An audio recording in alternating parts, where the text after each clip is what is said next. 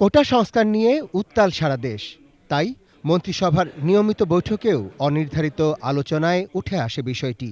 এ সময় প্রধানমন্ত্রী শেখ হাসিনা কোটা পদ্ধতি পরীক্ষা নিরীক্ষা করার নির্দেশ দেন। মন্ত্রিপরিষদ বৈঠক শেষে এমনটাই জানালেন মন্ত্রিপরিষদ সচিব।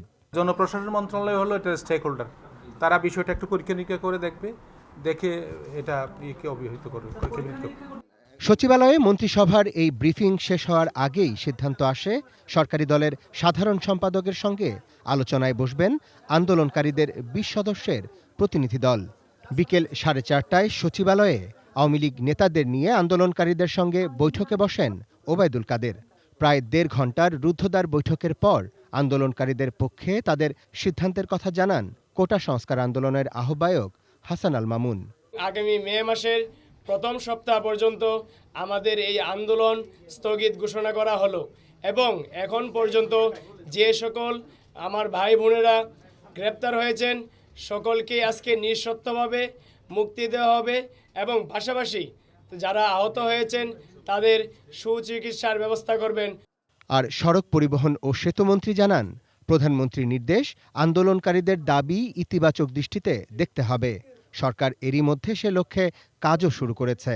তবে ঢাকা বিশ্ববিদ্যালয়ের উপাচার্যের বাসভবনে যারা তাণ্ডব চালিয়েছে তাদের শাস্তির আওতায় আনা হবে বলেও জানান ওবায়দুল কাদের। এখানে সরকার রিজিড অবস্থানে নেই এবং আমি তাদের আশ্বস্ত করেছি তাদের দাবির যৌক্তিকতা আমরা ইতিবাচকভাবে দেখব। মে মাসের 7 তারিখ মধ্যে আমরা সরকার যে এর মধ্যে রিভিউ করছে বা এটা পরীক্ষা নিরীক্ষা করছে, এর রেজাল্টটা কি দাঁড়ায় আমরা জানিয়ে দেব। এদিকে আন্দোলনকারীরা সচিবালয়েই দাবি করেছেন, সরকারি চাকরিতে কোটা সংস্কার করে তা 10% নামিয়ে আনা না হলে আবারও আন্দোলনে যাবেন তারা। তাদের সিদ্ধান্তটি যদি ইতিবাচক হয় তাহলে আমাদের আন্দোলনটি অবশ্যই থেমে যাবে। 7 তারিখের মধ্যে তারা ঘোষণা দিবে যে আমরা কোটা সংস্কার এত% করব। যদি আমরা বেঁধে দিয়েছি 10%। নারী কোটা কতটুকু থাকবে, মুক্তিযুদ্ধ কোটা কতটুকু থাকবে সেটা তাদের ব্যাপার, কিন্তু 10%-এর মধ্যে কোটা আনতে হবে এবং আমাদের 5 দফা দাবি পূরণ করতে হবে।